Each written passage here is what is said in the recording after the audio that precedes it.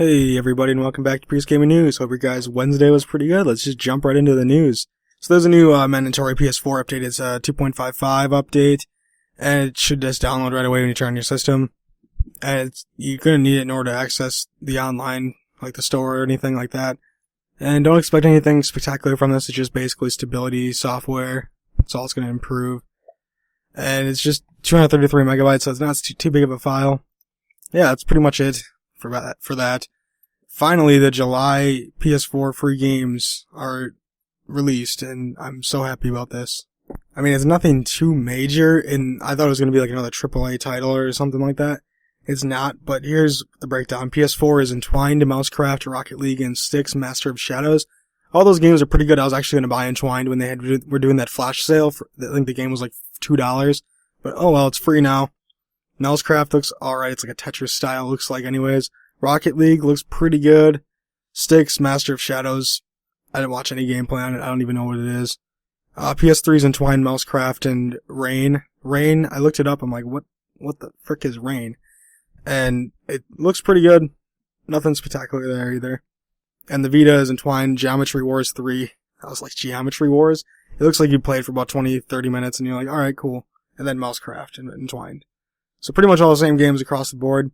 Not a spectacular month by any means, but it's better than nothing. I mean, people need to stop complaining about the indie games because, honestly, I don't mind it. I mean, they're fun to play for the month and then, alright, cool, next month. That's all it really is. So apparently Xbox Live is down for a lot of people across the Xbox One and 360. And people took it to like Twitter and whatever, Facebook, whatever have you. And pretty much Microsoft came out and was like, Xbox members, are you having issues signing into Xbox Live? Our team is engaged investigating the issue right now and will not stop till everything is running smoothly again. Thanks for your patience while we work. We'll update you when we have more information. But they said if your console is already on or if you're already playing, you won't have any issues. You shouldn't have any issues, by the way. And, I mean, to be honest, they'll get it fixed ASAP. They'll probably have it fixed by, whatever, soon. If not, they already had it fixed by the time I'm making this video, but whatever. And they said just, you shouldn't log out until the problem is solved if you want to stay logged in, if you don't want any issues. So if I were you guys, I would just stay logged in. But this will probably be fixed by the time this video is made, so don't have to worry about that. If it's not, I'll be pretty surprised. I guess, apparently people were saying Black Ops 3 was running the old Call of Duty engine, and basically it's not that simple. I mean, I guess people said you've heard of an old Quake 3 Arena ID Tech 3 engine, and it's, revisions and upgrades almost every game in the series, and the Call of Duty engine is hard to pin down. So Dan Bunting, who's the multiplayer director for Black Ops 3, he says, engines are funny. People used to talk about game engines as if it were a singular product that the game's built on, but engines are really collections of tech that have some very basic fundamental architecture to them. And the core architecture of the game is still based on technologies that has been built off of, but makes it clear that most engines in the game industry for larger scale games have all come down to lineage back to earlier game engine. Which, in my opinion, a lot of the games are still using the old engines. For example, the Madden Ignite engine. I believe that was just a revised engine for, from whatever they were using before on Madden, or EA games in general, I should say, because FIFA and everything has it. I feel like they just wanted to name it something new to make it sound cool. That's just my personal opinion. I'm not sure if that actually is the real thing or not. So yeah.